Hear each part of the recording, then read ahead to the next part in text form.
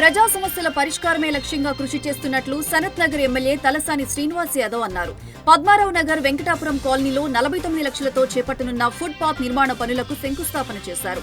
తర్వాత అసంపూర్తిగా ఉన్న కమ్యూనిటీ హాల్ ను పరిశీలించి నిర్మాణం పూర్తి చేసేందుకు వెంటనే నిధులు మంజూరు చేయాలని అధికారులను ఆదేశించారు. కాలనీ అభివృద్ధికి నిరంతరం కృషి చేస్తానని ఎమ్మెల్యే తెలిపారు. ఖమ్మం నగరంలోని 8వ డివిజన్లో బీఆర్ఎస్ జెండా గద్దె కూల్చివేతను నిరసిస్తూ ఆ పార్టీ నాయకులు నిరసన చేపట్టారు. కూల్చివేతలే మంత్రి తుమ్మల ఎజెండా అంటూ ప్రభుత్వంపై విమర్శలు చేశారు. మాజీ మంత్రి పువ్వాడ అజయ్ కుమార్ కు పెరుగుతున్న ప్రజాదరణను తట్టుకోలేక రాజకీయ కుట్రలకు పాల్పడుతున్నారని ఆరోపించారు.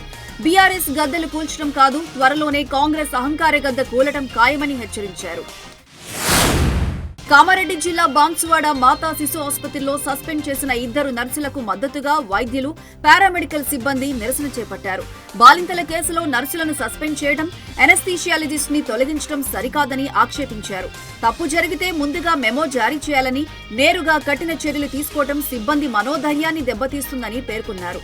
సస్పెన్షన్ ను వెంటనే ఎత్తివేసి తొలగించిన వైద్యుల్ని తిరిగి విధుల్లోకి తీసుకోవాలని డిమాండ్ చేశారు. నిర్మల్ జిల్లా కడ్తాల్ గ్రామంలో డీఎస్పీ శ్రీనివాస్ ఆధ్వర్యంలో పోలీసులు కార్డన్ సెర్చ్ నిర్వహించారు.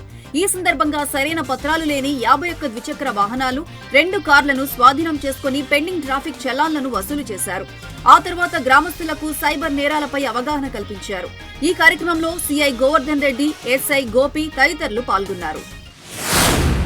సిద్దిపేట జిల్లా హుస్నాబాద్ లో కొత్త ట్రాఫిక్ పోలీస్ స్టేషన్ ను సిపి రష్మి పెరుమాళ్ ప్రారంభించారు. పెరుగుతున్న ట్రాఫిక్ రద్దీని దృష్టిలో ఉంచుకొని ఈ పోలీస్ స్టేషన్ ఏర్పాటు చేసినట్లు తెలిపారు. స్టేషన్ కు అవసరమైన పూర్తి సామగ్రిని త్వరలో అందజేస్తామని, జిల్లాలోని ప్రతి గ్రామం సీసీటీవీ నిఘాలో ఉండేలా చర్యలు తీసుకుంటున్నామని పేర్కొన్నారు. సికింద్రాబాద్ కంటోన్మెంట్ ఎమ్మెల్యే శ్రీ గణేష్ గాంధీ ఆసుపత్రిని సందర్శించారు. వివిధ వార్డులను పరిశీలించి పేషెంట్లతో మాట్లాడి వైద్య సేవలపై ఆరా తీశారు. ప్రభుత్వ ఆసుపత్రుల్లో నాణ్యమైన వైద్య సేవలు అందుతున్నాయని పేర్కొన్నారు.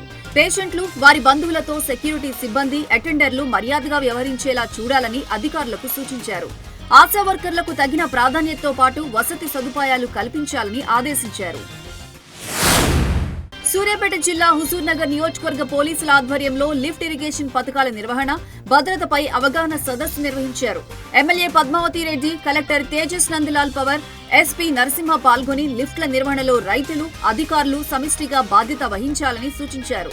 లిఫ్టుల వద్ద సీసీ కెమెరాలు, ప్రత్యేక నిఘా, కట్టుదిట్టమైన భద్రతా ఏర్పాట్లతో దొంగతనాలను నివారించాలని, రైతు కమిటీల ఏర్పాటు అవసరమని పిలుపునిచ్చారు. వికారాబాద్ జిల్లాలో కన్న తండ్రే తన మైనర్ కూతురిపై పలుమార్లు లైంగిక దాడికి పాల్పడిన ఘటన ఆలస్యంగా వెలుగులోకి వచ్చింది. హాస్టల్లో ఉంటున్న బాలిక అస్వస్థకు గురి కావడంతో వైద్య పరీక్షల్లో విషయం బయటపడింది. దీంతో ఆమెను భరోసా కేంద్రానికి తరలించారు. బాధితురాలి ఫిర్యాదు మేరకు పోలీసులు పోక్సో చట్టం కింద కేసు నమోదు చేసి దర్యాప్తు చేపట్టారు. పరారీలో ఉన్న నిందితుడు జగన్నాథ్ ని అదుపులోకి తీసుకుని రిమాండ్కు తరలించారు. వనమామలై పీఠాధిపతి, మధుర కవి వనమామలై జియర్ స్వామి శ్రీ లక్ష్మీ నరసింహస్వామిని దర్శించుకుని ప్రత్యేక పూజలు నిర్వహించారు. ఆలయ ఈవో భవానీ శంకర్ ఆధ్వర్యంలో దర్శన ఏర్పాట్లు చేశారు. ఆలయానికి విచ్చేసిన ఆయనను ఆలయ అర్చక బృందం పూర్ణ కుంభంతో స్వాగతం పలికి ఆలయ మర్యాదలతో సత్కరించింది.